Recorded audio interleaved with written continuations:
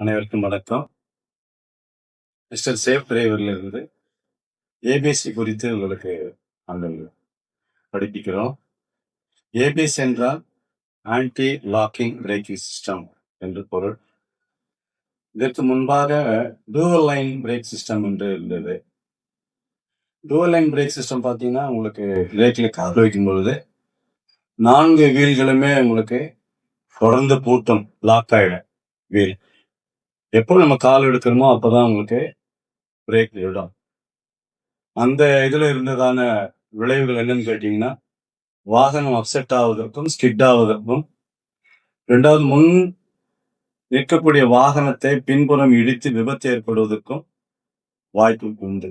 அதை தவிர்ப்பதற்காக தான் ABS, anti locking braking system.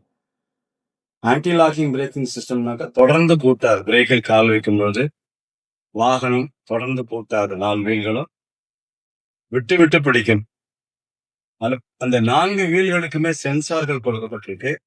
அந்த சென்சார்கள் பார்த்தீங்கன்னா, சக்கரத்தினுடைய சுழற்சி வேகத்தையும், சாலையினுடைய நிலை, எப்படி சாலையினுடைய நிலை இருக்கிறது என்பதையும் அது சென்ஸ் பண்ணும். அது உணர்ந்து அந்த தகவலை அனுப்பி, அதன் மூலமாக நம் பிரேக் மிதிக்கும் பொழுது பிரேக் தொடர்ந்து பூட்டாது, விட்டு விட்டு பிடிக்கக்கூடிய அந்த தன்மை வாய்ந்தது ஏபிஎஸ்.